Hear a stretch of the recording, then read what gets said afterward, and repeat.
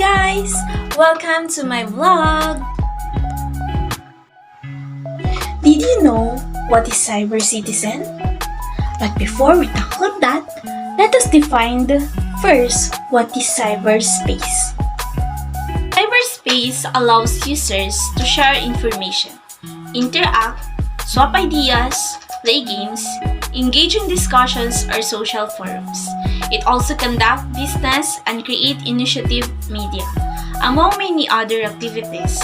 One way to talk about cyberspace is related to the use of the global internet for diverse purposes, from commerce to entertainment, wherever stakeholders set the virtual meeting spaces. We see the cyberspace existing wherever the internet is used. So you could say that creates a cyberspace is so prolific use of both desktop computers and smartphones to access the internet means that it is practical sense, so the cyberspace is still growing to us. So ngayon naman ay pag-usapan natin ang ways on how to be a better cyber citizen. So hindi naman nabago sa atin ang paggamit ng mga cellphones, pati rin ng mga social media dahil halos lahat na sa atin ay meron na nito.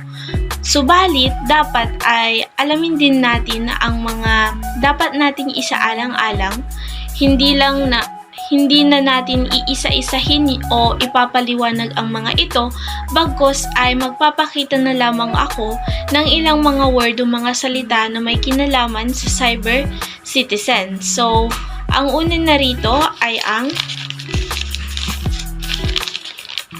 plagiarism. So, kapag sinabi nating plagiarism, ito yung pagkuha or pag-copy ng isang bagay na nakita mo na hindi naman sa iyo at hindi mo naman inilagay yung pagkakakilanlan noong mismong nag-publish nun.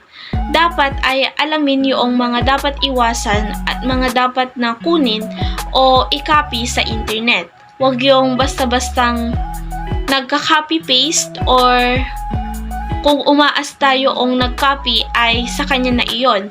Dapat ay alam mo yung mga bagay na pinapakialaman sa internet. So, ang pangalawa naman ay protect.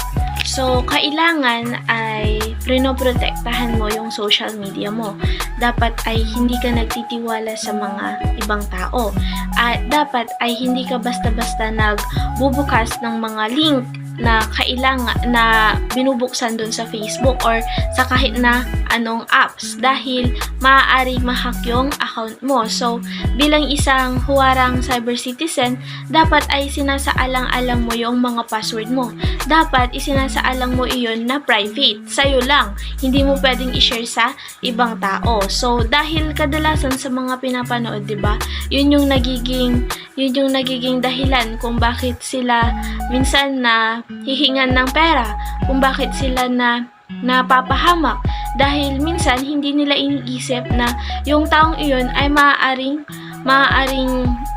makasira sa kanila, maaaring masira yung pagkatao nila dahil sa pagbigay nila ng password sa taong hindi nila kilala or hindi nila masyadong pinagkakatiwalaan. So, bilang isang huwarang or mabuti na cyber citizen ay dapat ay naasikaso natin ito at inaalam natin kung ano yung mga dapat na pina-private lang natin or sinasarili lang. At ang last naman ay ang respect. So, napakahalaga nito sa paggamit ng social media or ng kahit na anong application. So, napakahalaga ng respect. So, kadalasan ngayon, 'di ba, ay na sa cyberbullying. So, bakit ang kadalasang nagiging problema ay cyberbullying? Dahil wala tayong respeto sa isa't isa.